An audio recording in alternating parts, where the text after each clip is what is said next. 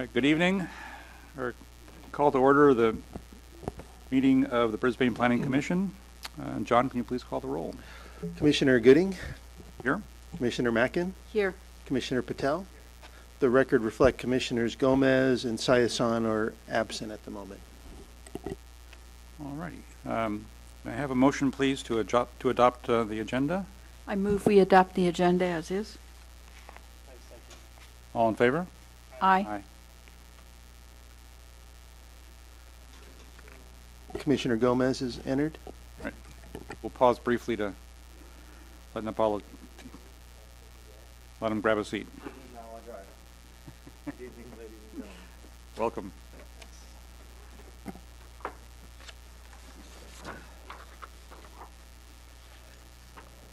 No worries. All right. Moving on to the consent calendar. Is there anyone who would like to remove any item from the consent calendar? Hearing none, I'll ask for a motion to adopt the consent calendar, please. So moved. Second. All in favor? Aye. Aye. All right. Moving on to oral communications. Is there anyone who wishes to address the commission on any items not on the agenda? Seeing none, we'll move on. Written communications by the commission. I'm not aware of. Are there any written communications received regarding tonight?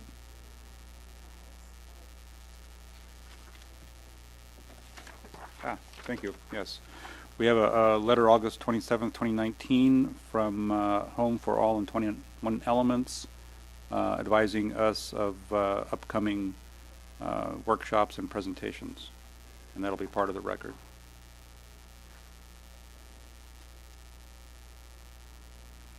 And I understand there is no new business.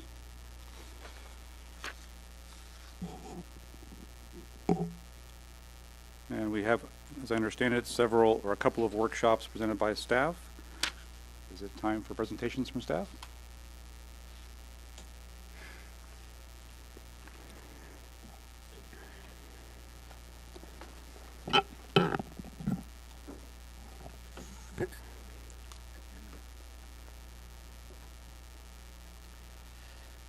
So this is the discussion of adoption of the 2019 California Building Code and REACH codes.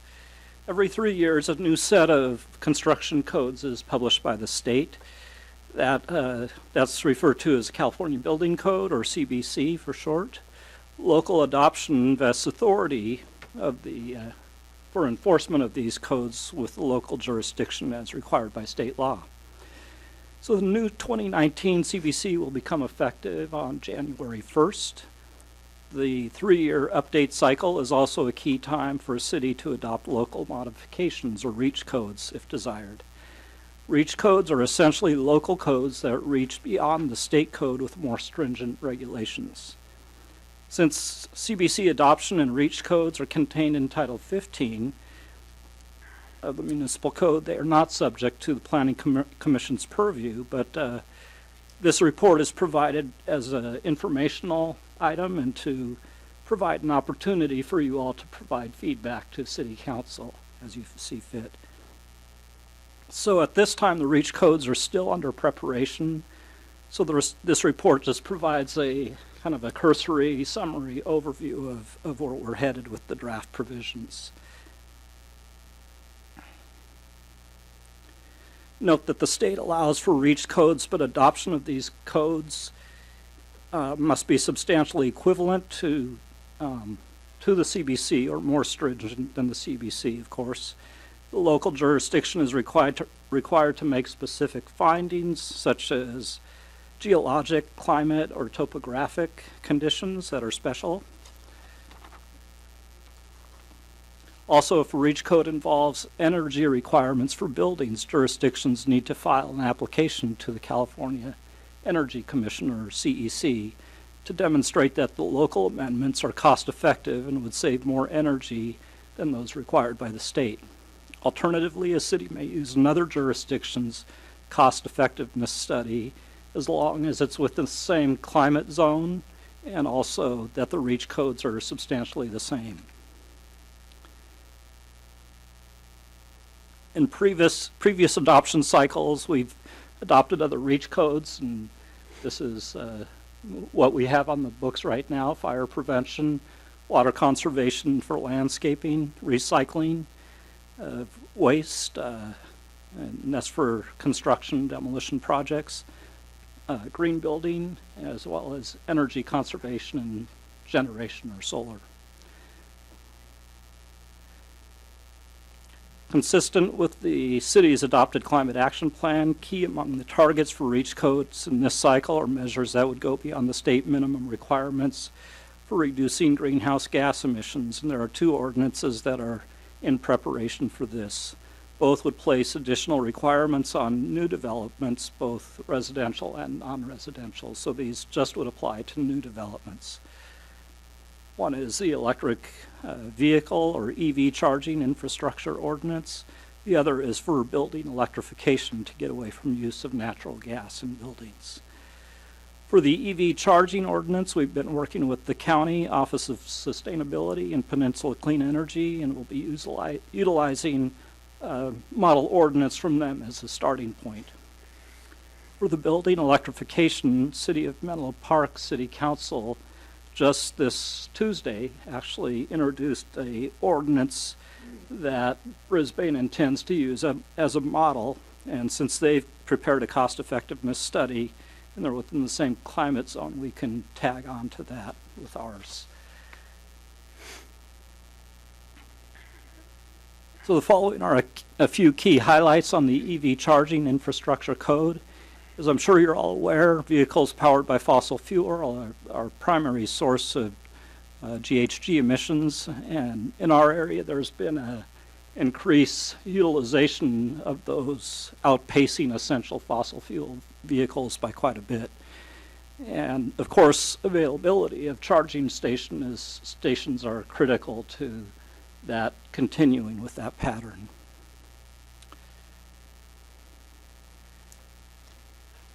So I should note a couple of terms before we get into this. It is EV capable means that electrical capacity is provided to the electrical panel.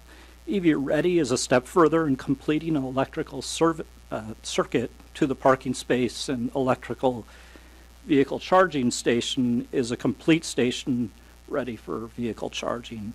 So on residential uses, we have single-family homes would be required to have EV-ready circuits to allow for easy installation of EV chargers as needed. The state's is a little bit, is a step below that with EV capable. For multifamily dwellings, the code would require 1 level 2 EV-ready space per unit, and 50% of the required guest spaces shall have a complete EVCS parking space.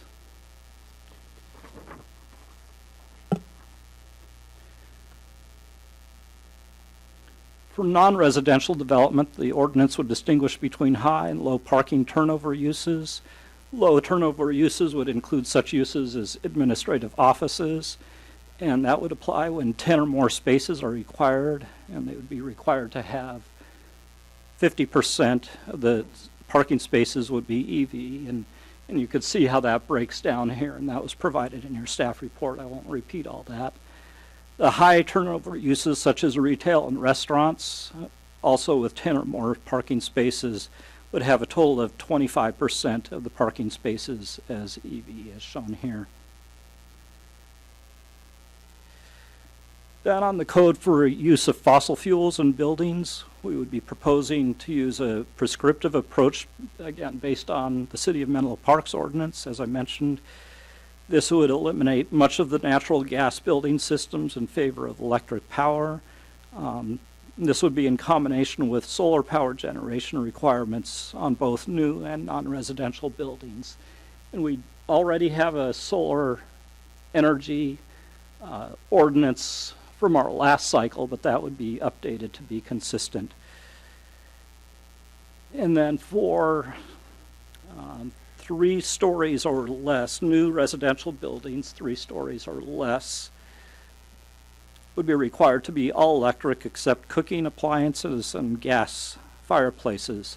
While cooking appliances may still be gas, they would need to have electrical infrastructure installed to allow for easy switchover at the homeowner's option. New mid to high-rise residential and all non-residential buildings would be required to be all electric except life science buildings may use natural gas for space heating. And in talking with Menlo Park about this, they indicated that there were some extenuating factors for why life sciences may still need gas. Plus, there was insufficient data for the cost-effectiveness study for that, so that was not included. And as I mentioned, Menlo Park also has solar, and we'll be looking at that. And finally, I should mention that aside from these REACH codes, we're looking at overall consistency with Title 15, where those other existing building codes for the city are housed. And the fire department has indicated they'll have some updates as well that will come to city council. So in closing, the next steps would be for staff to complete the draft ordinances and adopt and have also the adoption ordinance for the 2019 CBC with these REACH codes and present that to council later this fall. And if you have any questions or comments or discussion, I'll open it up to y'all. Thank you. Thank you, Ken. I'm on your page 2, very bottom paragraph.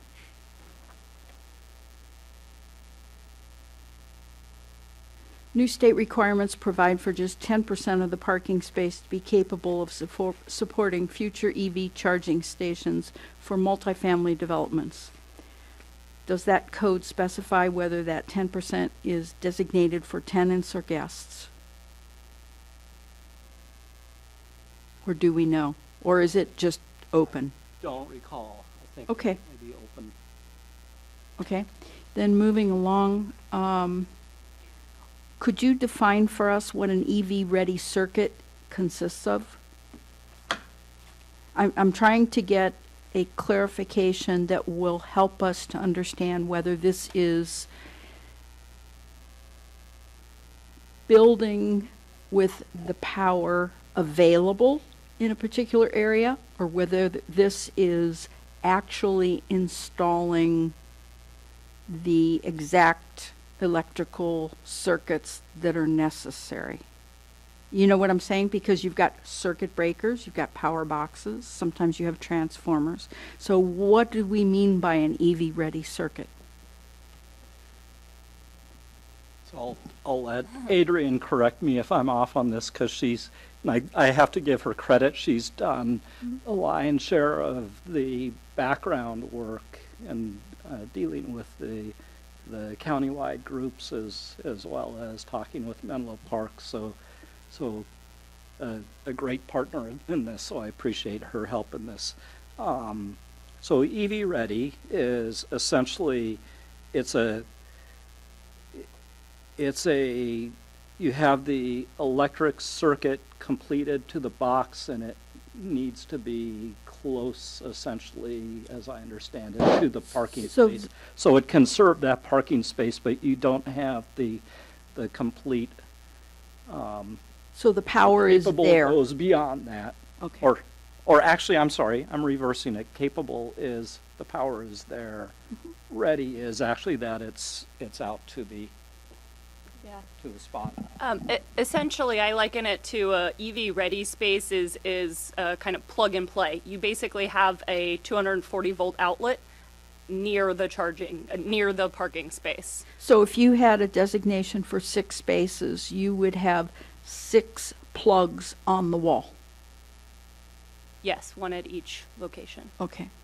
Okay. So it's actually distributing, not just bringing the power to an area. Yes. Okay. Yes. Thank you. And I would clarify on if we are talking about a larger multifamily facility, we do have are working to include some provisions that allow for some power sharing. So those 6 parking spaces may have 3, EV-ready EV charging stations installed that would be shared between two spaces. So it's not necessarily always a one-to-one. Okay, so as we have at Brisbane Village, which I would say pay as you go, anybody could bring a car and charge it and pay for it. I don't see anything here that explains who's paying for the electricity, or are these all pay as you go? I think that would be up to the building owner to determine how the electricity is paid for and how, what kind of stations they want to install and how they want to have those circuits metered. So if it is perhaps in a condo kind of situation, you may have that space going to the same meter as the unit. Okay. If we're talking about a non-residential setting, whoever the building owner is may decide that they are going to provide that charging free of charge to their employees, or they may have something like we have at the village where anyone can come and use it for a fee.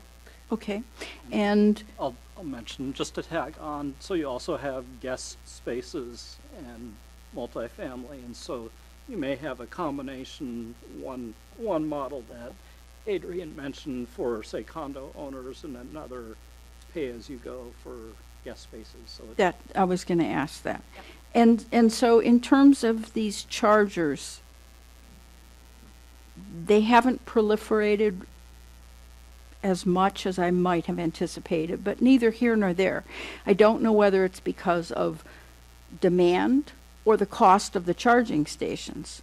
So if, for instance, you had a multifamily building and you had guest spaces with chargers, do we know, for instance, are there vendors that would come and install pay-as-you-go units on your property rather than you as a developer or property owner having to foot the bill to install these? May I? I don't know the answer Oh, to that. our resident expert, I'm so Yeah, sorry, well, I no. defer. You know, that I have a lot of expertise in this area, and I'm not gonna pontificate. There's several points I just wanted to bring up. One, there's a lot of competition in the market right now for charging infrastructure providers. I would look to, once these ordinances come into effect across multiple counties, because this is not just happening here in San Mateo County, that you'll see more consistency in the market with how they're bidding these projects, because some of the newer, for example, most of the tech campuses right now, if we were to go drive around Santa Clara and South San Mateo County, you'll see literally thousands of charging stations. And are they vendors? So yeah, there's really three that are kind of at the top, and I'm not going to name the names because I'm not going to provide any direct endorsement for them, but they have their own, I have the own key fob, in my wallet right now, and they have ways to code that relative to a given area. So I would imagine, let's say we build a condo development here and a certain vendor is chosen and we allocate a certain amount of parking spaces, that whomever lives in that establishment would have, the opportunity to have the little key fob thingies that they, scan and charge up, and then, determining the cost of power, that's really going to be negotiated on a site-by-site basis. It is important to understand that at the California kind of regulatory level, there's a strong interest in having separately metered data for what is happening with regards to electric vehicle infrastructure. While it's not necessarily codified in the law yet, I know that there's interest in that, and multiple utilities that are deploying electric vehicle infrastructure programs at workplace primarily, so workplace charging, are putting separate meters on that infrastructure so that we actually have that data that can show how much power is being used for transportation versus building activities, right? So that's important. And I just wanted to clarify also on the circuit capacity question, whether it's residential or non-residential.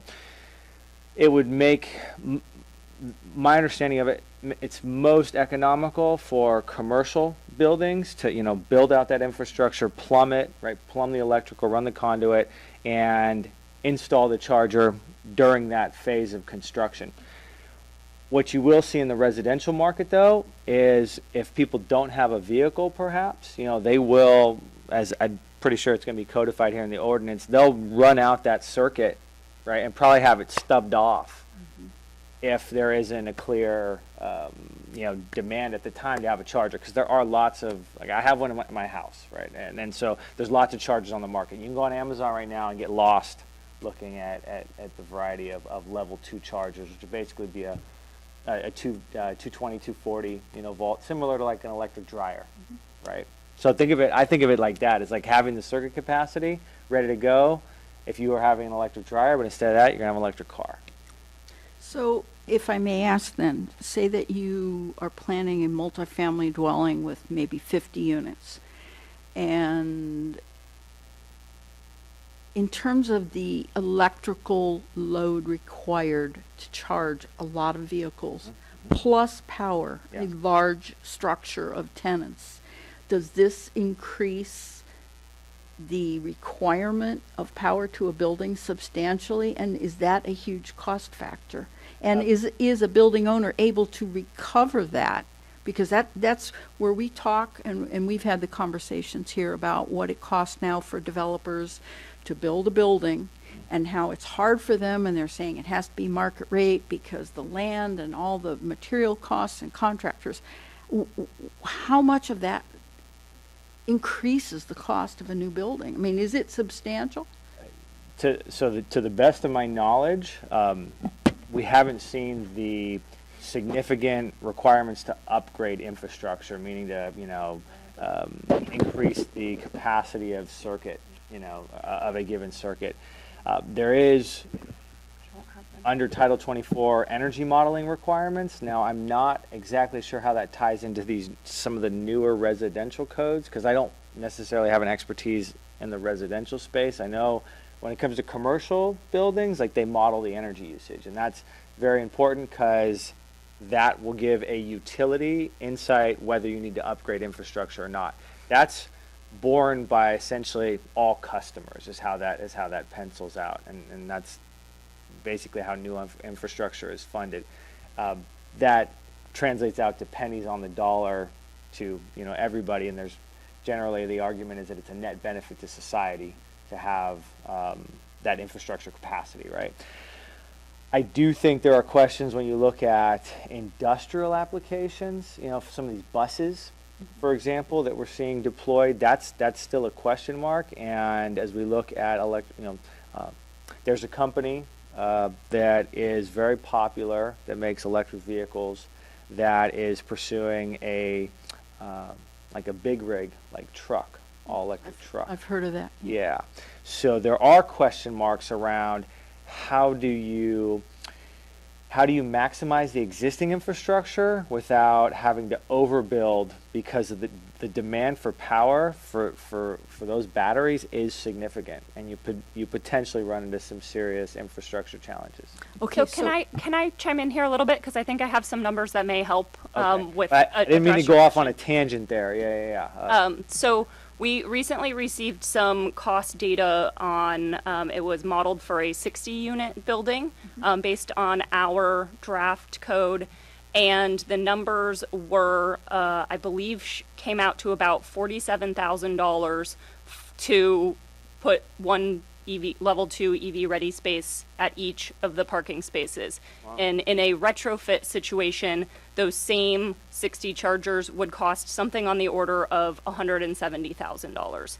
So I think that kind of answers your previous question regarding why we don't see a lot of these chargers already out there, is because doing the infrastructure retrofit is very costly, and that's why we think it's so important to do this in new construction, to do this in advance when they are pouring the foundations, and it's a pretty marginal cost on the overall cost of the building versus having to go back later and do it as a retrofit. So can these chargers run on solar power? Absolutely. I have one at home. It does. So we're not actually using power plant generated electricity. Well, you're using whatever your, it depends on the time of day and. Sure, but I the mean, it grid is situation. feasible, It is feasible, yeah. even in a commercial application then, with a Sure. building with solar panels to do that. Yeah, I mean, generally, the way the solar panels would work would be to feed the load on the site first, and if there is additional demand required, it would pull from the grid. If there is more solar generated than the site demands, it is exported to the grid. If you're talking about charging your vehicle overnight when there is no sun shining, obviously you're pulling from the grid unless you have on-site battery storage or something of that nature.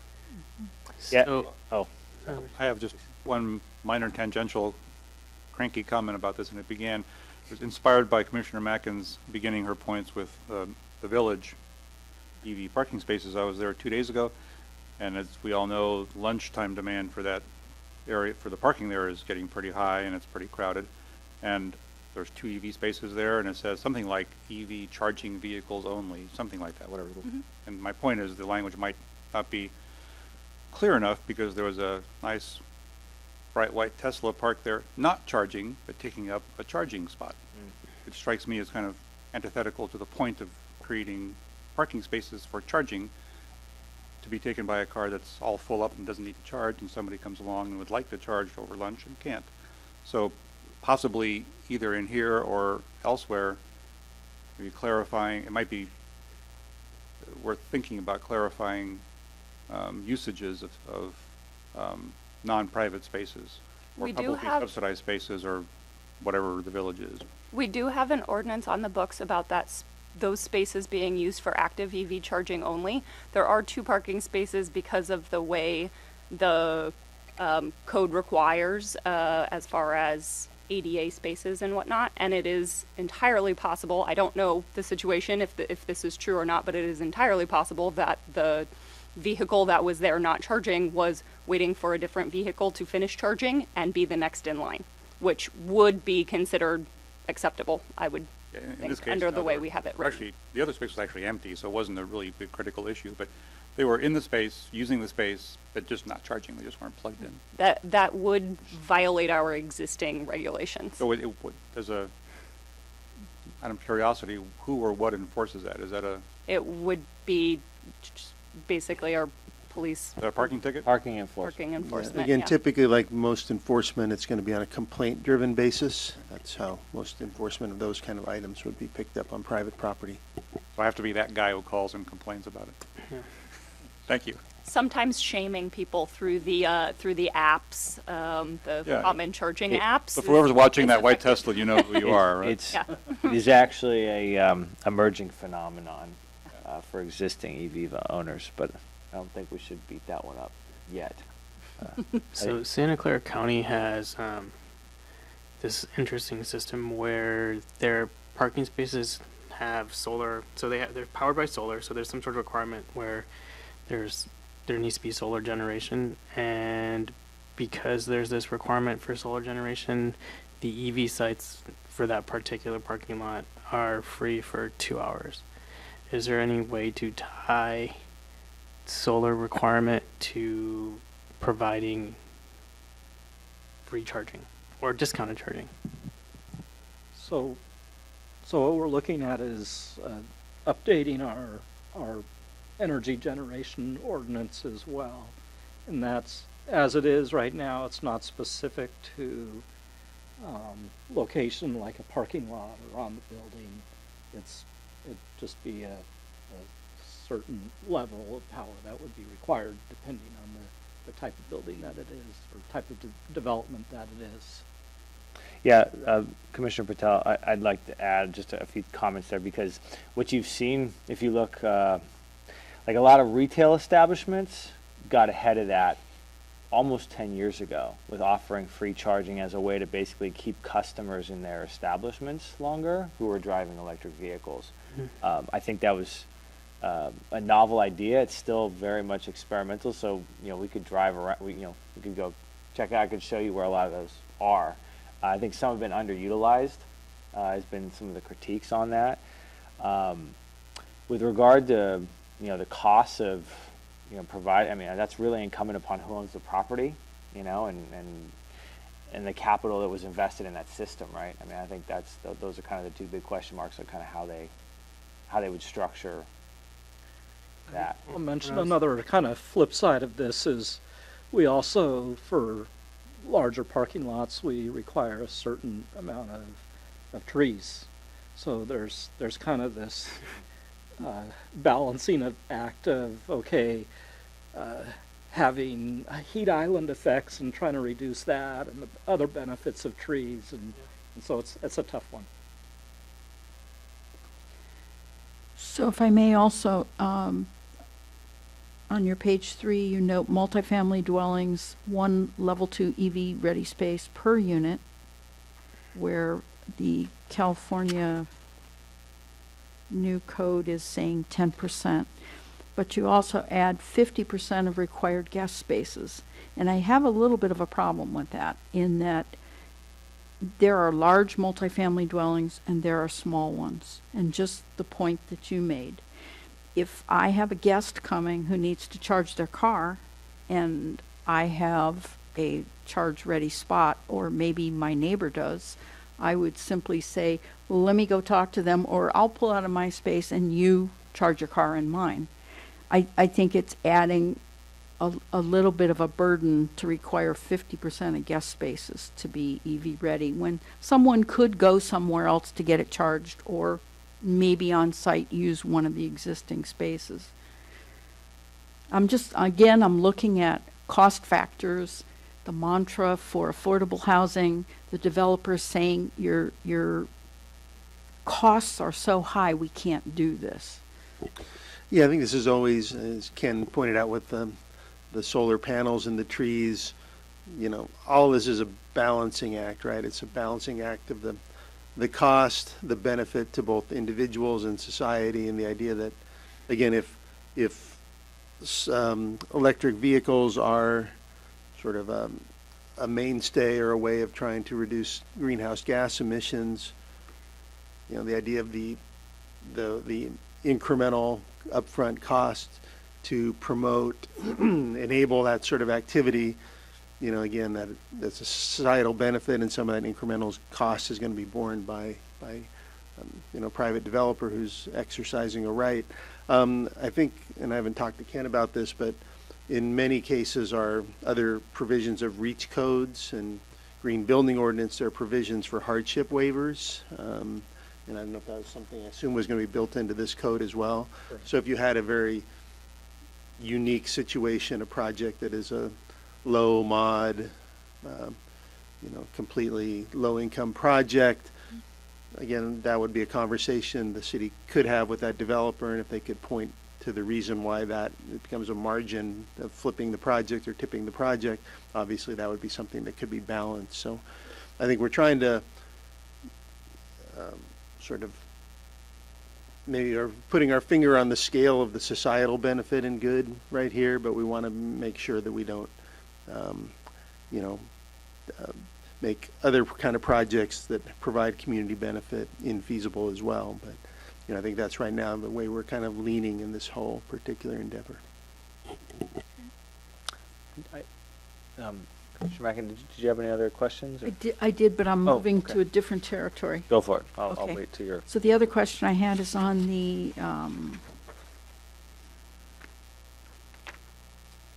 section on low-rise residential buildings required to be all electric except cooking appliances.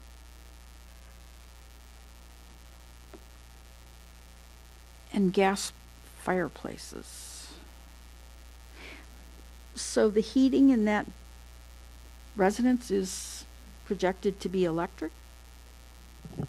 Yes, and in fact, I would clarify that the building could be all electric. Right. We have just allowed that they would have the option to have gas. It would be far more cost effective, frankly, for it to be all electric and avoid the gas infrastructure. Right. As for heating, heat pump HVAC systems and heat pump water heaters are 3 to 4 times more efficient than traditional electric heaters and are very cost effective and heat very effectively. That's what I was going to ask you, because Yeah. traditional electric heat is extremely expensive. Yeah, I've and- lived in a house with it, and it will kill you.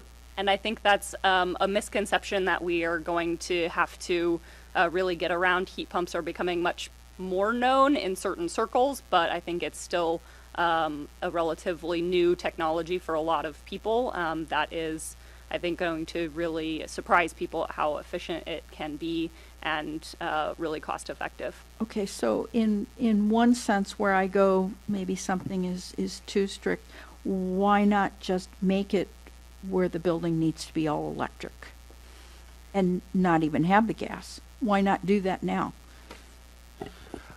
Well, again, that's one of those things that's been kicked around, and is there a right answer? Again, you have certain people, individual preference when cooking in particular is a very personalized kind of lifestyle choice, and I think that was in other cities that have the pushback that gas cooking is really important for marketing and other reasons, and how far do you go with these ordinances is always kind of a delicate line at this particular point.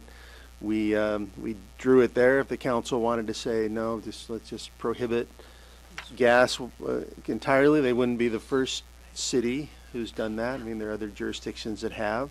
So I mean, there is no hard and fast line here. It's something we're kind of, it'll evolve, and if that's ultimately something you want to recommend to the council, that's certainly your prerogative. Well, in one way that sometimes you can sweeten the deal is that, and our PG&E expert can address this. I do know PG&E offers builder incentives on buildings to do certain things, and I don't know what City of Brisbane could do if they offered an incentive then, maybe not a requirement, but an incentive for builders who make an all-electric structure. May I? Before unless you have something on the tip of your tongue. Well, I was just going to say, I think the incentive for the builder is going to be that the all-electric building is going to be less expensive to build than one with gas appliances. So, frankly, that incentive is basically built in. But I'll let Napolo. I mean, so I'm looking statewide, like what's happening, right? So there's over 100 cities right now in the state of California that are like on the cusp of doing what the city of Berkeley just did, right? Which is basically say all new construction is all electric. They're providing an exception for the restaurant, industry, because there is that concern around gas cooking and skills and so forth. Pretty well known that the city of San Jose is also pushing that and is very close to that becoming law. A lot of the big companies that are operating down there are looking at how do we electrify our operations. I do think there are some technology gaps there, and that's actually one of my questions on how we look at engaging the trades and like the workforce and the contractors and so forth, so that there's good collective buy-in and there's good training support. And I think that's going to have to be interdisciplinary between governments and other institutions.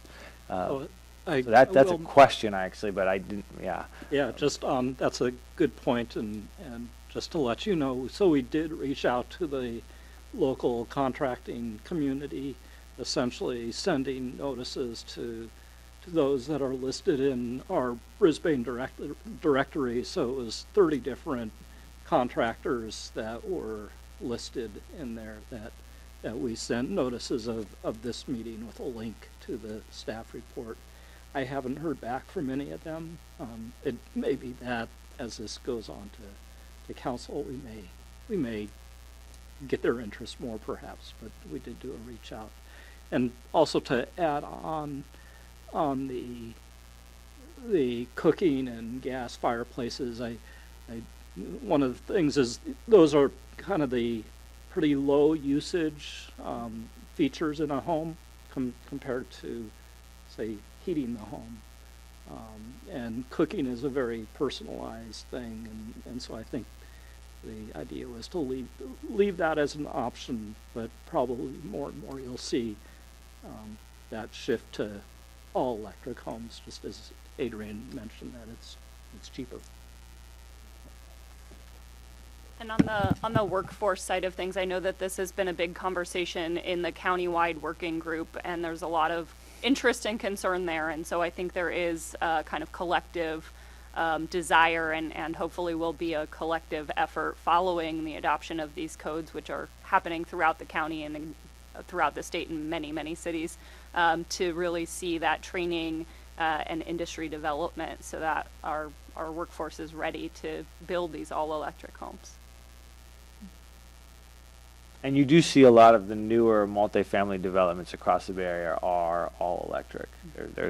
I'm aware of quite a significant number. So there's, again, kind of the broader California perspective is that there's a realization that building electrification is a strong, trend that will only get stronger. So I think it's, how do you create the right framework city by city? Consistency, I think, is key for the workforce, right? Who's building the homes, the manufacturers, who's supplying the technology, right? I think those are all kind of the big questions that at the statewide level they're looking at. How do we kind of set that legislative framework and then allow the cities also to innovate and maybe push the envelope a little bit further, which is what we're talking about here. So I think it's going to be central to the greenhouse gas reduction strategies across the state. So I had a quick question for the cost person, and see if I could ask the question intelligently. It's about front-end costs, like Commissioner Mackin was asking about, comparing the cost of building either a residential multi-unit building with heat pump technology versus gas heater appliances.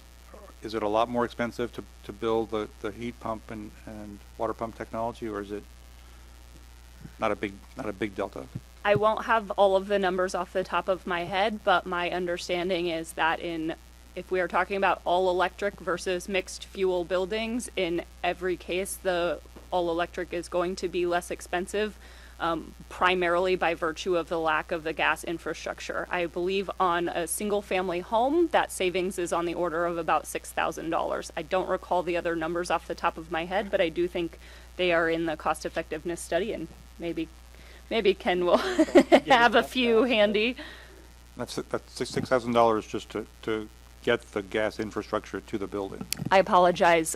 We're reviewing some numbers from Menlo Park. $5,349 in savings in single-family homes, and again, that's the construction savings. Operational savings of $4,416 in a multifamily. I believe these are per dwelling unit. Up to $2,337 in construction savings, $1,864 in operational savings. Office, $82,000 plus savings on construction side. Hotel, $1.3 million. So very substantial savings from the lack of gas infrastructure. So, Thank you. do heat pumps also double as air conditioners? Is that what I'm reading? Yes. Basically, you have a heat pump in your home already, essentially. It's your refrigerator. So it can basically, a heat pump can operate in either direction, removing heat or adding heat. So you would have an air conditioner at home as well.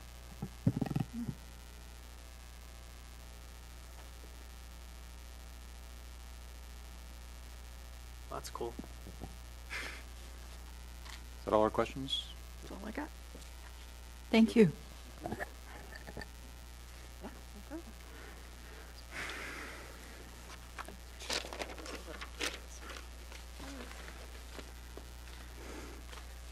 All right.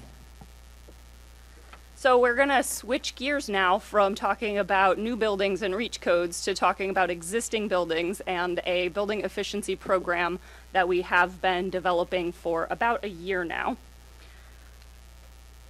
So just a little kind of overview of what I'm going to talk through, some background, a little high-level technical concepts, some of the stakeholder engagement that we've done, and then I will dive into a review of our draft ordinance, talk a little bit about expected costs and impacts and next steps, and questions and discussion. So as far as project background, this really all stems from the city's 2015 Climate Action Plan, We identified in that plan a number of measures to reduce emissions across the city. One of those measures was to address the emissions from existing buildings.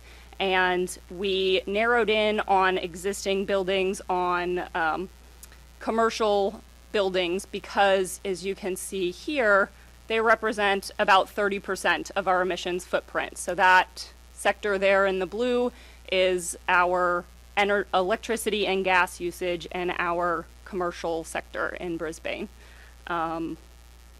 Last year, mid-year, we got a grant from the Bay Area Air Quality Management District to develop a program to address the energy use in these existing buildings. It's a $200,000 grant, 2-year project, during which we are developing the ordinance in this first phase, and then we will have about another year to do the implementation, building out some of our city systems.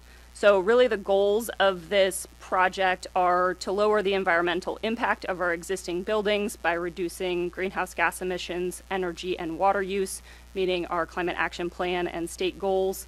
But there are also some other co-benefits. So one of the big things that we struggle with in the sustainability realm and dealing with our greenhouse gas emissions is access to data, really knowing what's going on in our buildings and where we can provide additional incentives or add additional programs or better promote existing programs to help reduce those emissions at the building level throughout the city. So we are really looking at this as an opportunity to have better data at the individual building level and for us as city staff, and then feeding that up to the state level.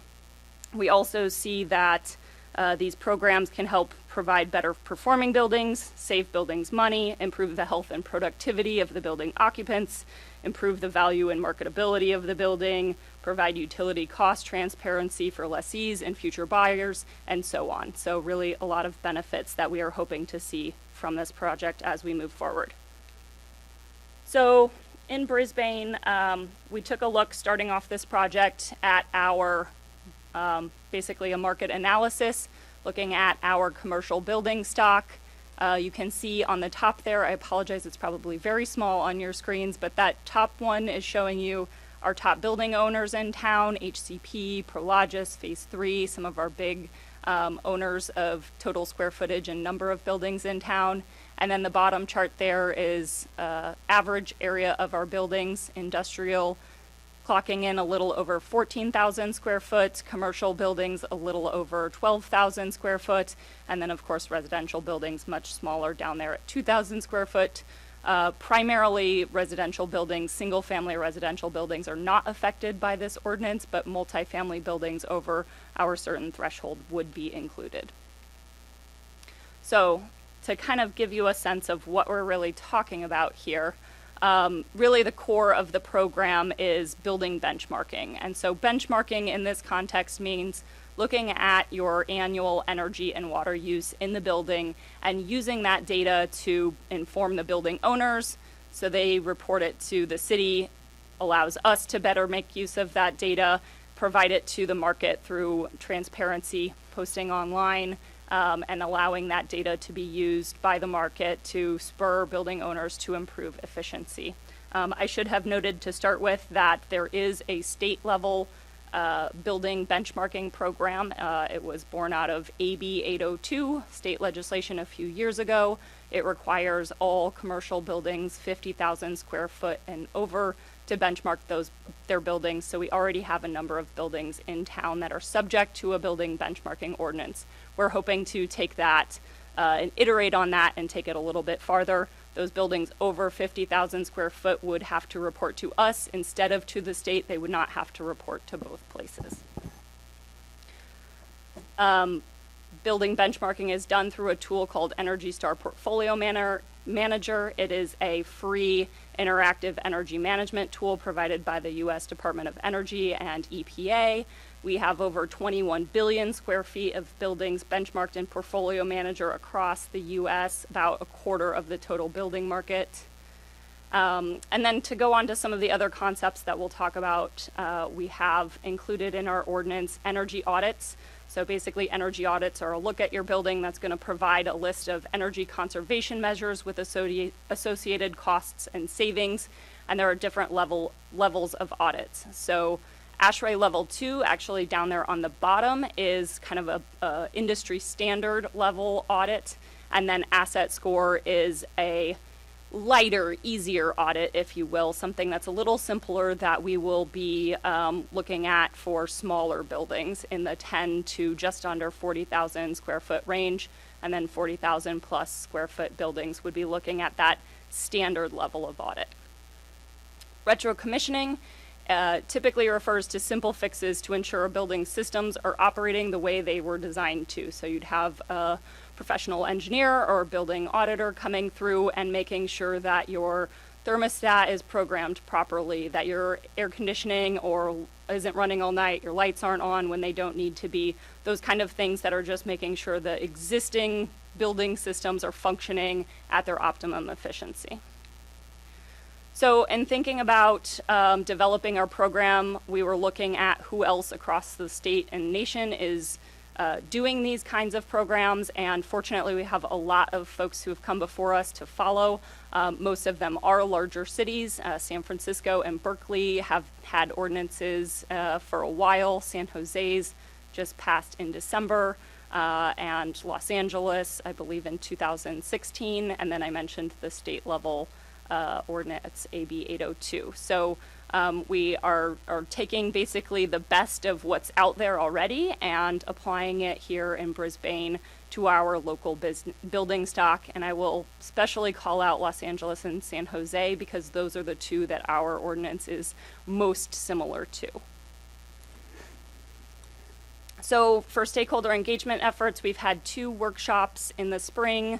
We also hosted a couple of webinars that went in depth on building benchmarking and auditing, lots of online outreach, and then we held some one-on-one meetings with some of our bigger building owners. Those 5 building owners represent about 30% of the building stock that would be affected by this ordinance. And a couple weeks ago on August 29th, we held a study session basically covering the same information I'm covering here with you tonight with our Economic Development Subcommittee and the Open Space and Ecology Committee's Climate Action Plan Subcommittee. So to dive into the actual details of the ordinance, the sections you see here on the screen are basically the outline of the ordinance. The ones that are in bold there are the ones that we are going to focus on, the really substantive sections. And the key questions that I want to address is what buildings are covered, who is exempt, what their performance and prescriptive path means, how people go through them, audit costs and savings, what the retrofit options are, and then schedules, penalties, fees, and impacts. So in kind of trying to decide what our cutoff should be in extending the state's ordinance, looking beyond the 50,000 square feet, we wanted to see where the kind of sweet spot was between affecting the least number of buildings but covering the greatest square foot. So you can see here that at 10,000 square feet, we're covering about 69% of our total square footage of buildings in town.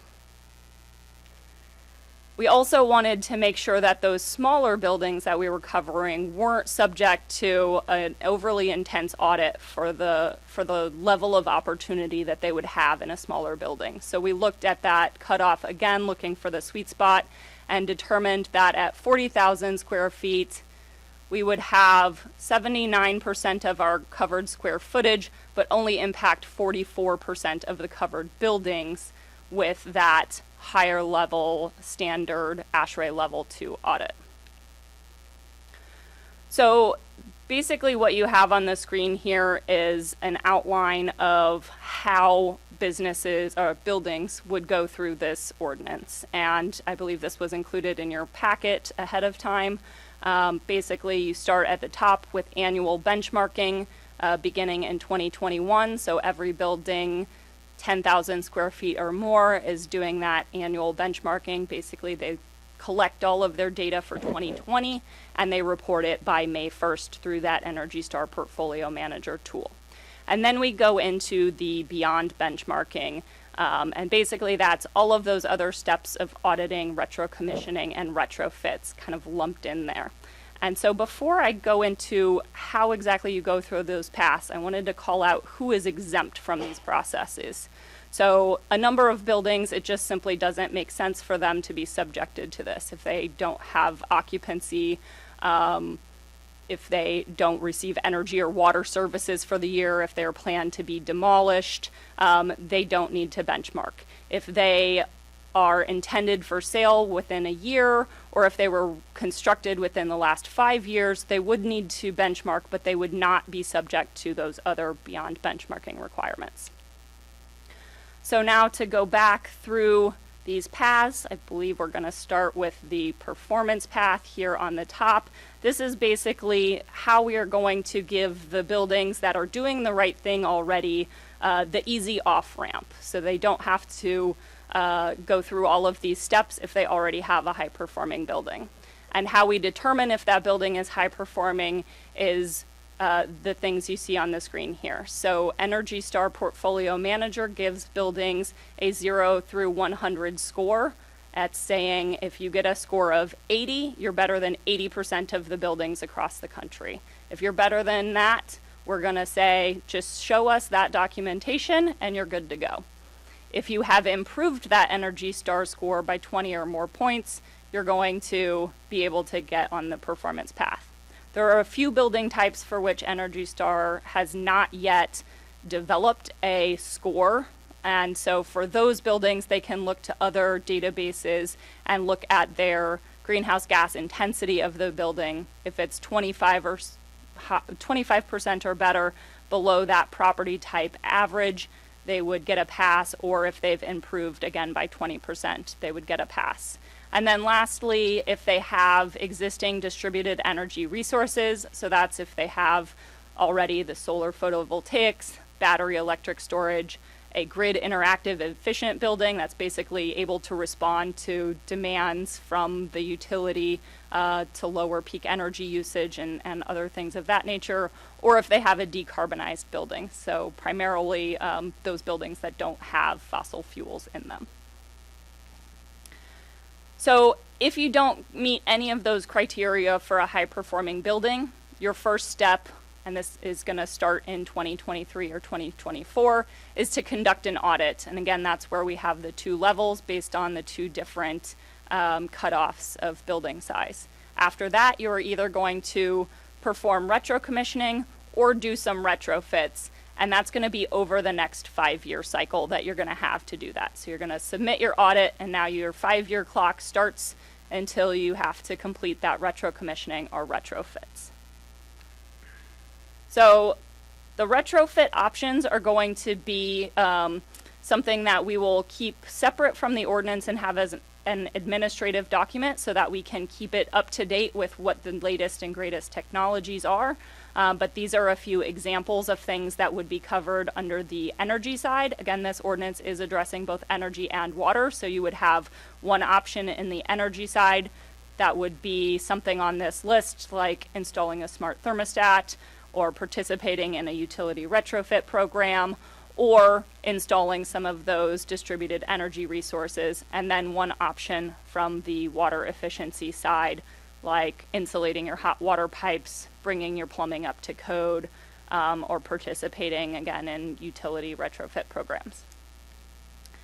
And so the schedule for all of these things, of course, as a city, we want to demonstrate leadership and start with our own buildings. We are actually lowering the threshold for ourselves down to 2,000 square feet and benchmarking all of our city-owned facilities a year earlier than we are asking the public to. So that'll be by May 1st of 2020. And then we will have a voluntary pilot option. So we are going to probably try to see if we can get some folks to participate early to help us make sure that the process and the systems are working the way they are intended to.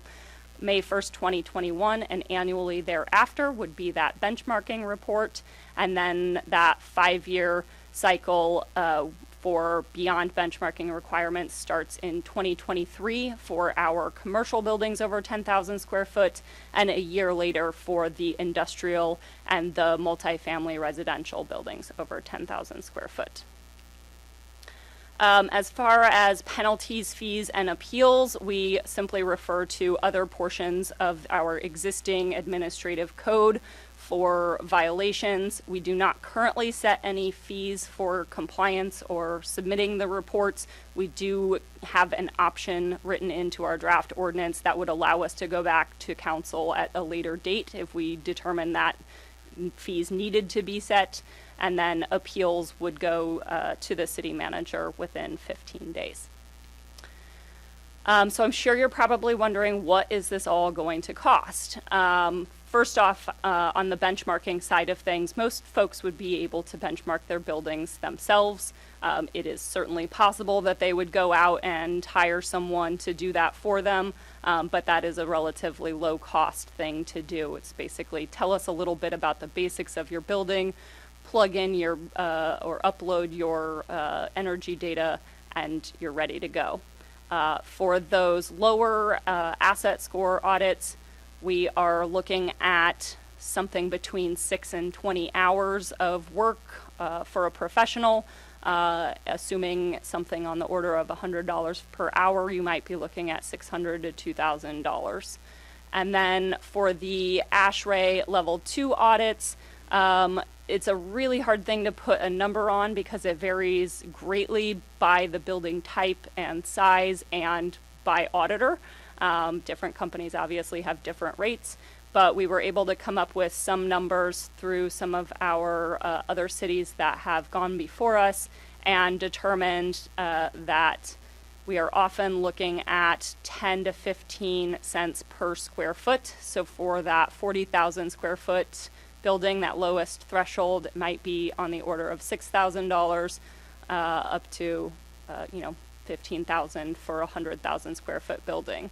But of course, these audits definitely pay for themselves by the implementation of the savings that they identify. So we often have seen savings of 20% is fairly reliable. In fact, I had heard that if you got a Department of Energy grant, you would be expected to receive at minimum 15% savings, and 50% savings are generally achievable for deep retrofits. So we do believe that these costs will pay for themselves rather quickly, and those savings will persist into time.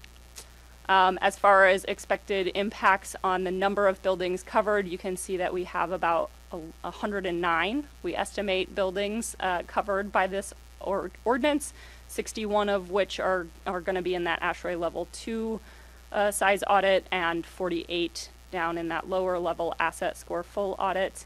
And we estimate about 2,700 metric tons of carbon equivalent reduction within about 5 years of the ordinance effective date. That number may not mean a whole lot to some folks, but I do recall that when we put together our climate action plan back in 2015, our most effective measure was our participation in a community choice aggregation program, and those savings were about 1,400 metric tons estimated. So this is expected to be an even more substantial savings than that, far and away some of the greatest savings opportunities that we have in our existing climate action plan.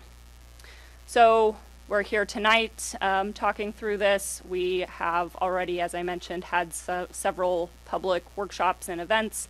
We have the Open Space and Ecology Committee meeting next week, which will be talking through basically the same presentation, and we are hoping to take the ordinance to council for our first reading in early November, November 7th. And with that, happy to address any questions. Anybody? I always have questions. Go.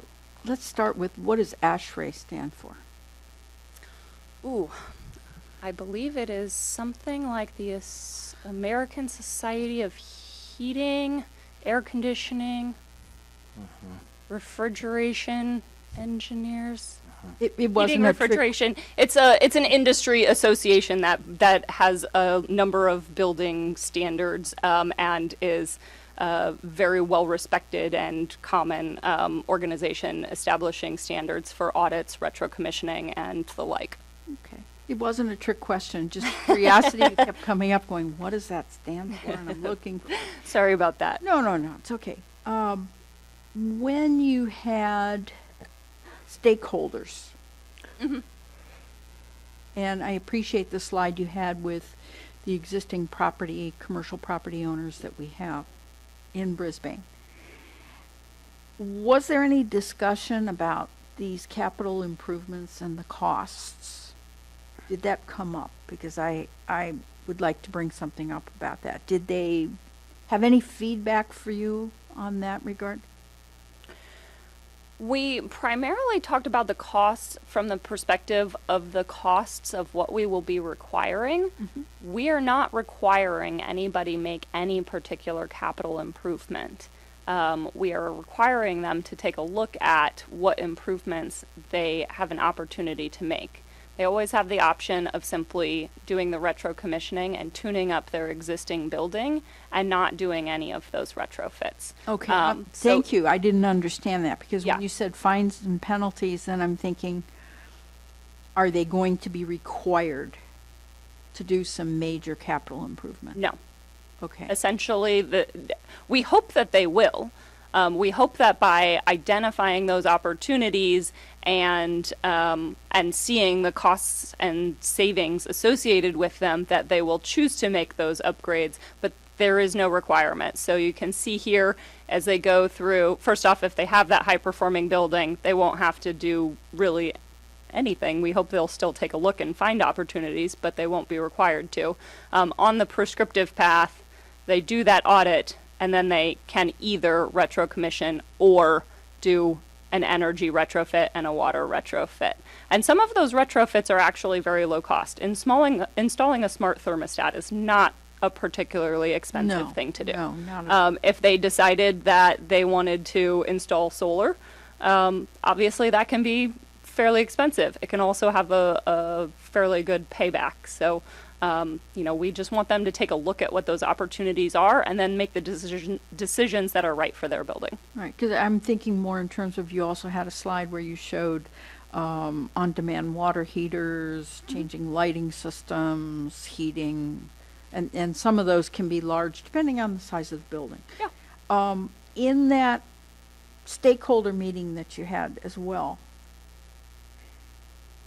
were there many people in the neighborhood of the 10,000 square feet, the smaller buildings? Did they attend?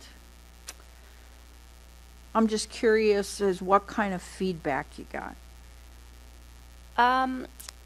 I don't know that we had any on that smaller end. We had some in the mid-range and then some of the larger building owners that we discussed with.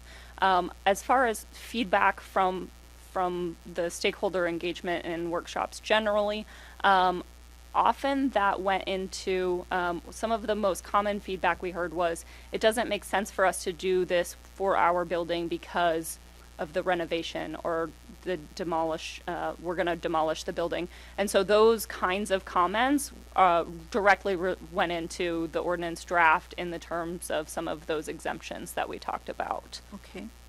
And in reading this over, it also came to mind that a lot of our buildings in Crocker are older structures by today's standards. I would guess that a lot of them were built in the 60s and 70s. And it's anyone's guess what their longevity might be. Maybe they'll have 10 more years, 20, 30 years if they're deemed inadequate by today's standards. And where I'm going with this is an obvious one, I guess. The merits of addressing some of the big ticket items versus saying it's not worth it.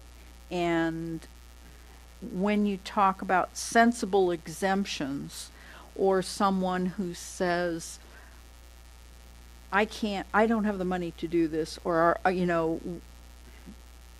whatever, some building owners where they own the building and their business is there, and then you also have a building owner with lessees. Two different situations. Yep. I'd like some idea what you mean by sensible exemptions and what you would do with someone who says, so I've got this score of 50, but I can't do anything. And who is examining the audits? If you have fees and penalties, who is actually handling this program for the city of Brisbane? Is that you? Who is the person that's examining the audits? Probably me or someone working with me closely. The authority under the ordinance currently is the Public Works Director or his or her designee. I am in the Public Works Department, and this would probably fall to me. We've also discussed hiring a Climate Corps fellow or someone that would be able to assist me in that effect. So that would be as far as who would be looking at these audits. As far as the exemptions, I've pulled that back up here. I believe this covers all or most of them. We do have some hardship extensions built in as well, so folks could request simply more time for some things if they have a financial hardship.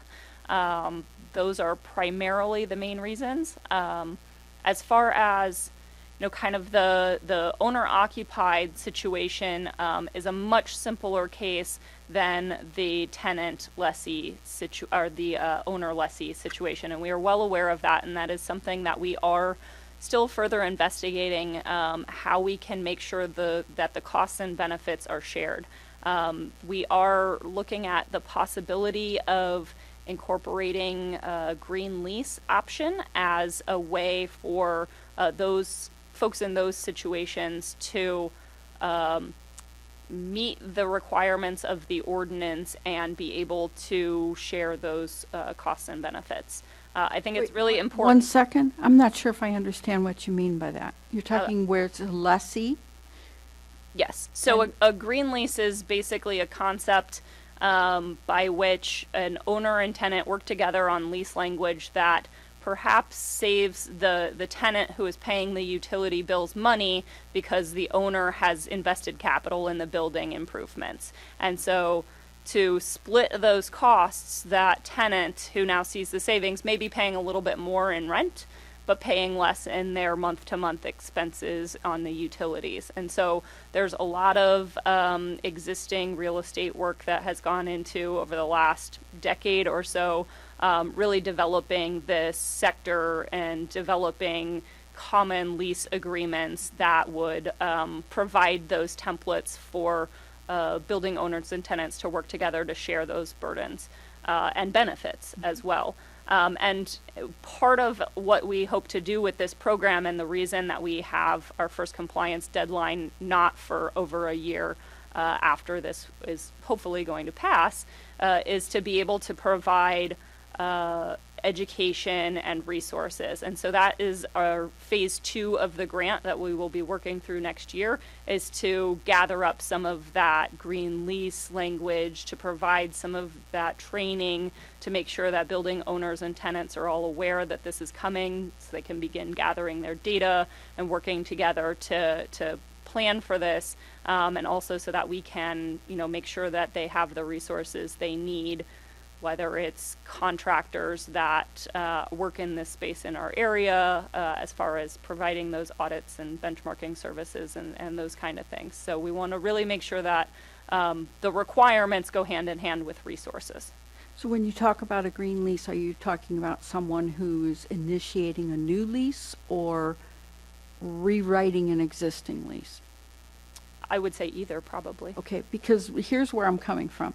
It's common with a commercial lease to have a provision. I mean, it's just about boilerplate on every lease agreement for commercial tenancy, that if the building owner makes improvements to common areas, those costs, those capital costs, are borne by the lessee. So if you have a building owner that says, I'm going to replace all the plumbing, guess what? You're going to pay for it, the lessee. So I'm very concerned about this in terms of, has there been enough thought to how much of this is going to be passed on? Because if you're an existing tenant, let's say you have the luxury of a 10-year lease, a commercial lease, and you suddenly, the building owner says, we're going to do this and this and this, and we're going to go beyond because as long as we're doing it, great. And suddenly you're faced with picking up that cost. And when you're being told, well, it's going to result in a lower electrical bill for you, for some businesses, it could break them, or they will literally walk away from a lease and go to another city because they go, I just can't absorb this rent increase. So all I'm asking is, have you really delved into the possible implications of this? Because it's, once you put something like this in place, I'm not saying I have the answers and I'm not saying it's bad. I'm just questioning whether you have really examined all the repercussions of this from the standpoint of a lessee, because that is critical. And we have really good occupancy at Sierra Point, and we, thanks to Mitch Bull and many people's efforts, we have good occupancy at Crocker. But if I'm a building or a business owner and I'm looking at where to locate, and Brisbane is prime right now in that regard, but if I find out, oh my God, you know, these buildings are older and now they've got this provision, and I get a commercial lease, but I may end up paying for these improvements. I think in the terms of, if you're coming to Brisbane with a new lease and aware of it ahead of time, I would hope that you would be looking into green leasing options in that lease from the get-go. Mm-hmm. We are, of course, Mitch has been at one of our workshops and was at our study session. We've been talking to him and involving him in this as we've gone forward. We also have planned a call next week with somebody who has a 20-year track record in the sustainable real estate industry. So we are kind of working through some of those details and making sure that we have made those accommodations to the best extent possible. We do believe that there are going to be shared benefits and burdens all around, and we think that we need to do that fairly, and we need to provide ways for folks to be able to comply with the ordinance at lower cost, in lower cost ways, which is why we have that retrocommissioning pathway and don't require those retrofits to be made. It's certainly something that we are aware of and we are trying to address in every way possible. It seems like somehow if you had a provision so that any tenant, potential tenant, would have to be notified of this, not that they would be aware or that even someone leasing to them would necessarily tell them, but that needs to be somewhere as a provision, that anyone signing a commercial lease needs to be notified of that in advance. And again, my concern is for existing lessees within Crocker, because you'd be surprised how fast this adds up. And I can understand a prudent landlord who says, wow, I want to do this now. It'll really change the costs and it's the time to do it because construction costs are going up. But knowing full well that when he's got tenants, he or she has tenants who are tied with a long-term lease, they're a captive audience. They're going to pay the bill for him. And the implications to those lessees, it's huge. If you've ever owned a business, there's sometimes a misconception that businesses are all rolling in dough and their own money in the bank, that they can just absorb these things. But you've seen an exodus from San Francisco because of high costs of businesses over the past 15 years have relocated to South City and Brisbane because of those costs. So I'm just concerned that we're not creating another problem, another exodus, and we're relying on some of those revenues. We don't want to kill what we've tried to build up, is what I'm saying. So I just would like to see you delve a little further into that. How much effect and what effects this might have on lessees. We are doing so. I will certainly look into the suggestion of having a provision that potential lessees are notified of the ordinance. I think one of the things that we hope to come from this is really greater transparency in the market. And so having folks not only knowing about this ordinance, but also knowing when they are looking at leasing a potential building, what they can expect their costs to be, and having greater transparency into that in the first place. Thank you very much. I did want to add a comment to that, and I'll keep my comments actually really brief here, is that there is a pretty broad literature on the ancillary, let's just say energy benefits of doing this type of work within a building, more specifically in office environments, but you can also cite a lot of case studies looking at like manufacturing and like more kind of industrial facilities. Is like having more efficient lighting and better air quality, right? Creates a safer, more productive environment to do work, right? Whether it's administrative work or whether there's a physical component to it. So that has been one of the kind of consistent arguments that's motivated investing in the existing building stock, right, through all this retrofit work. Now, I do hear you loud and clear, though, on potentially, like, how do you absorb, costs, right, if a building owner, wants to do this and then has to figure out a formula to pass it down to their tenants. So I think you've got to kind of figure that one out. But you look at what a lot of firms that are, and I'm using the term firm loosely, right? But companies that are looking for building space are looking for those types of, amenities already there and are willing to generally pay a little bit more because they know that they're going to get more productive employees, a safer work environment, etc. So those non-energy ancillary benefits are a big selling point. But I don't have an answer for, well, what about an existing situation where you have somebody who's in the building, right? And the owner wants to do this work because of this new ordinance, and maybe there's additional incentives on top, and it's a way where potentially they can, get more money out of that asset, right? So those are good questions to bring up, and I think Adrian will be able to dig deeper into that. So. Yeah, absolutely. And I think, I know that we have informed at least a couple of commercial real estate brokers in town have been on our email list. We spoke to the Chamber of Commerce Board of Directors that I know has at least one, if not a couple. So I think they are a big part of this equation as well. And a lot of the bigger commercial real estate companies are already very familiar with, green leasing and complying with these types of programs in other places around the state where they've already been in effect for a while. So I do think that we have that benefit of having other cities, people are already pretty familiar with these concepts in the industry. Any other questions, comments? Thank you very much. Thank you.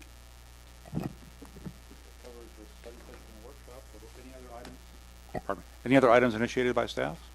Just to reemphasize the correspondence you have before you that the chair made mention of is actually another one of those focused planning commission training workshops. I think there were a couple, in the spring or something, whenever those were. Yeah. So it's a continuation of that series. I think the commissioners who attended had quite a benefit, and I would encourage as many of you as possible to attend that one. I think it's October 30th is the actual scheduled date. So please do contact us, staff, and we can get you registered for those, that training session. These have been very helpful and very good. And this one's on transportation. Hot topic. Another key piece. Any other items by staff? Any other items by staff? Oh, just two other items. One is the council did approve the tree ordinance last week. You had seen it sort of in advisory form some time ago, and it had gotten referred to a subcommittee, council subcommittee, and made it back, and pretty much very minimal modifications from the version that was presented to the commission. And then the council did also initiate a code amendment to look at, I think it was precipitated by a variance that the commission denied maybe a couple meetings ago or a couple months ago for an oversized garage that was going to, or the FAR on a small lot that was going to be exceeded because someone wanted a larger garage. And the council directed the commission to look at potentially excluding the amount of garage area that's exempted from the FAR calculation, which was one of the issues. So anyway, we'll be coming back to have that conversation with you. Point of clarity on that, because I had to recuse myself. Am I also to recuse myself from that discussion? No, because it's a citywide Okay. matter. That may have sort of focused the issue for the council, but it's going to be a citywide code amendment. Okay. Okay. Thank you. Any other staff items? Thank you. We have, I think, a couple items initiated by the commission, which are 2 reports back to the general commission from individual commissioners who attended workshops and events. And the first one is Commissioner Patel talking about the short-term rental ordinance work. There was a small group meeting that had food, which was good. Popcorn was amazing. The persons that attended were from interested persons list. They were interested, and they did represent different sides of this particular issue, which was the short-term rental / Airbnb issues. There was some consensus on some issues. It seemed as though people agreed that anyone that was going to be doing a short-term rental would have on-site parking. So if they were going to be renting a short-term rental, there'd be parking on-site if they were going to be using it. And there seemed to be some agreement that it would be owner-occupied / long-term resident-occupied. However, there was some conflict. That conflict basically was focused on whether ADUs should be allowed to, whether there should be short-term rental of ADU units. There was a conversation about what an ADU unit was.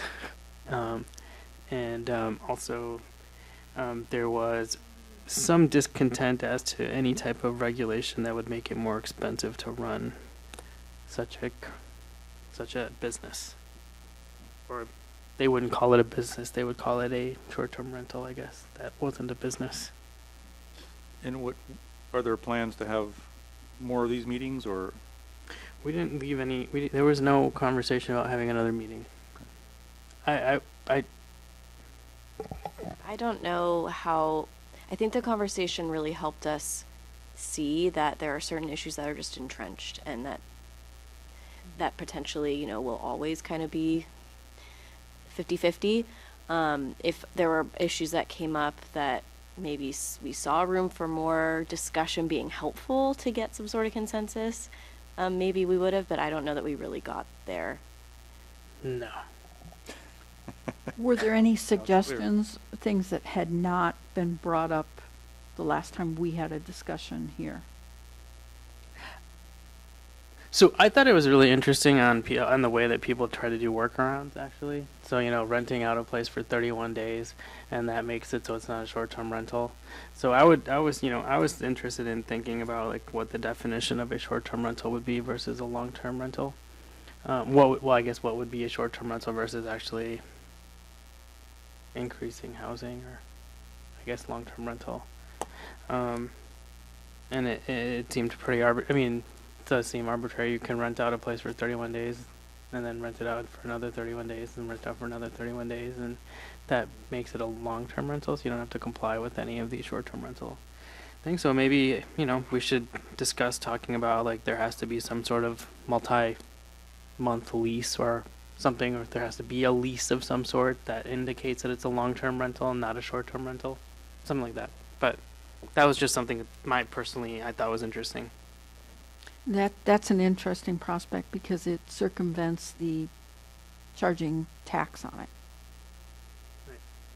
Well, people were pretty opposed to charging taxes. Well, people who ran short-term rentals or Correct. Or wanted to be short-term rental operators. And I think that was something new that I don't recall hearing in our previous workshops and meetings, was the fear that the taxation brought on by legalizing it would be a nail in the coffin, basically, for people trying to do this for supplemental income. I don't know that we really heard that before, and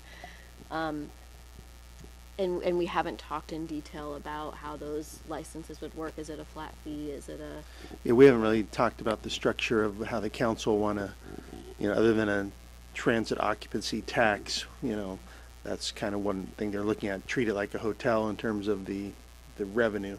I think what kind of the finer point that came to that from that whole discussion is, although they didn't maybe articulate it, folks who look at this as something they do to sort of supplement income, that sort of has a casual, it's not a business, and they don't operate they don't look at running their home as a hotel. They don't look at that, at least that's how they don't perceive it.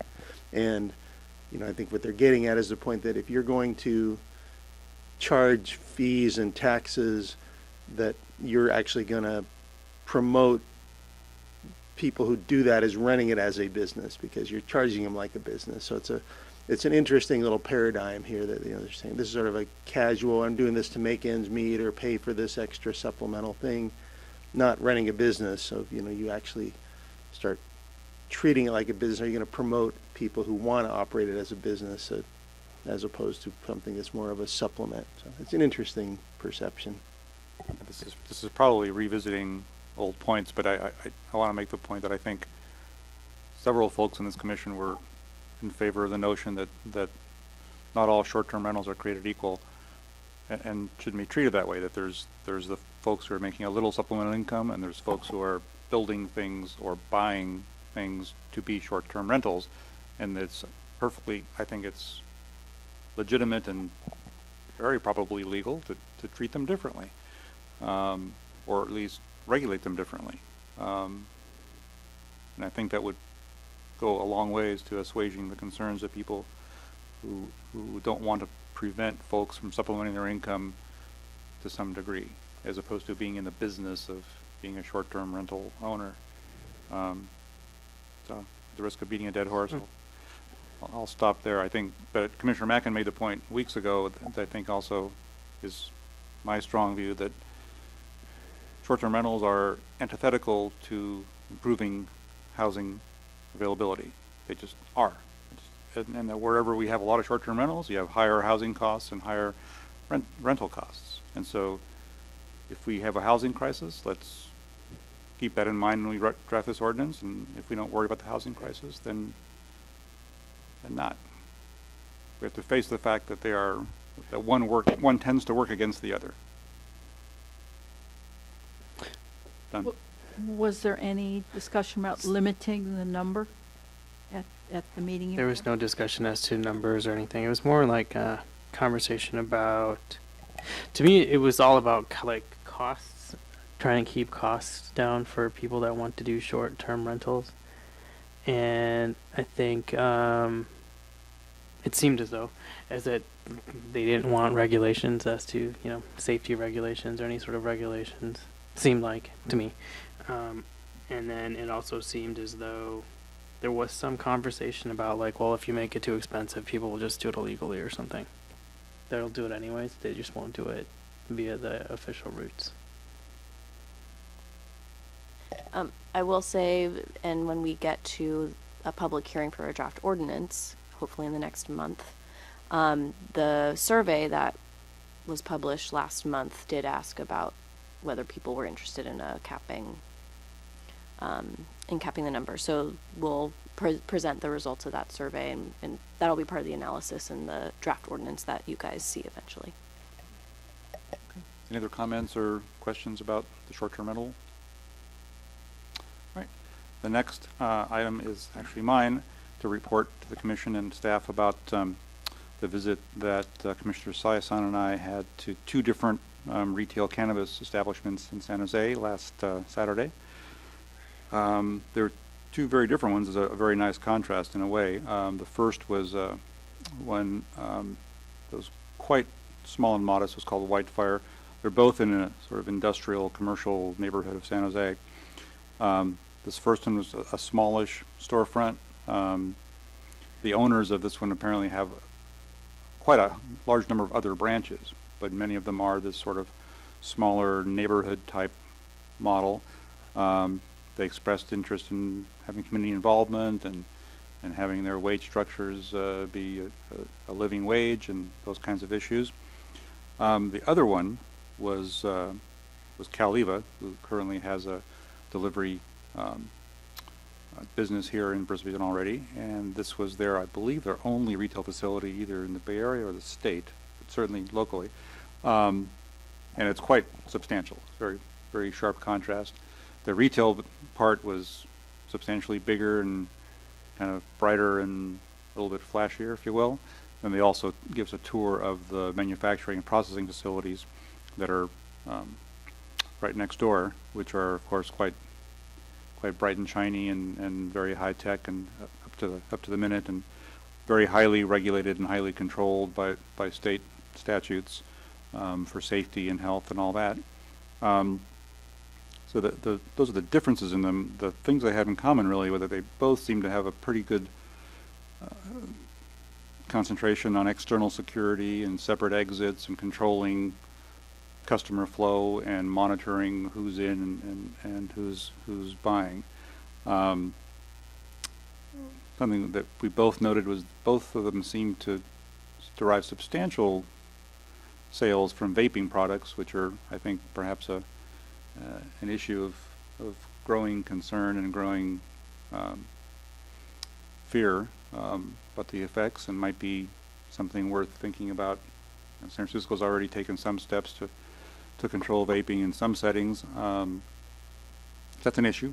However, both of them did also derive a lot of sales from therapeutic or medicinal products. That in fact, that was one of them in particular said that they really do concentrate their marketing a lot to older segments of their customer base, not just youth. That the over 40 folks are very big purchasers of the medicinal and therapeutic things, whether they're truly medicinal in the sense of prescribed or not, but they're being used for those purposes, and that's a major concentration of their business. As far as things affecting our looking at our ordinance and what we do, both the owners made comments that San Jose and some other municipalities began their ordinances with some fairly strict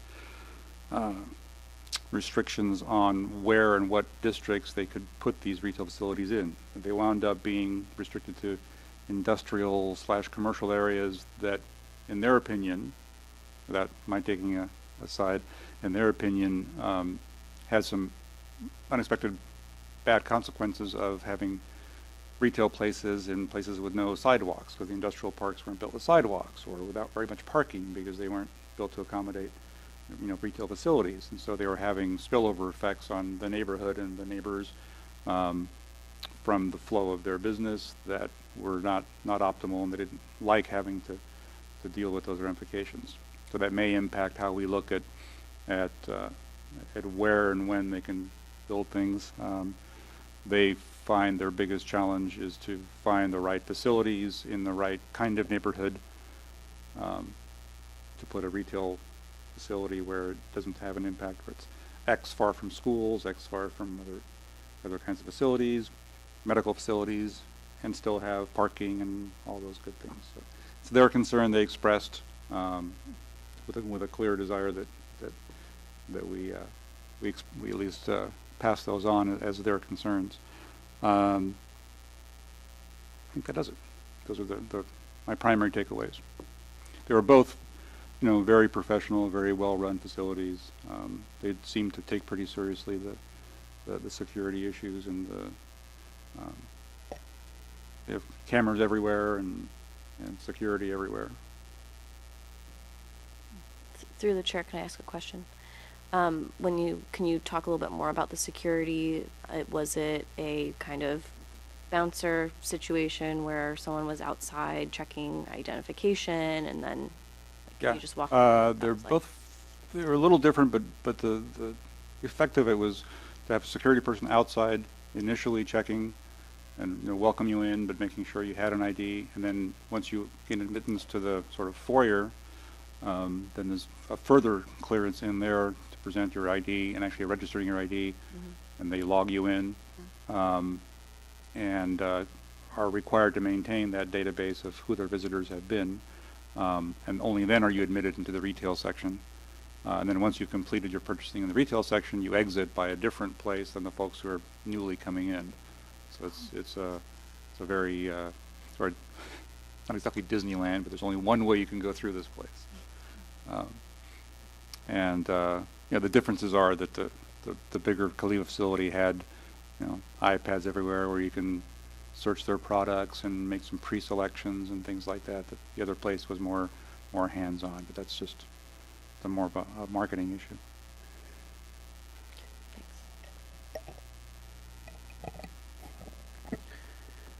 Any questions about that?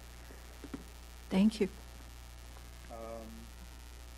Any other items on the agenda? I see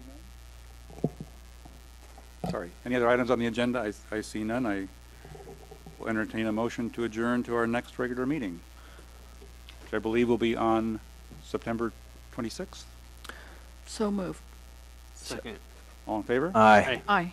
We stand adjourned.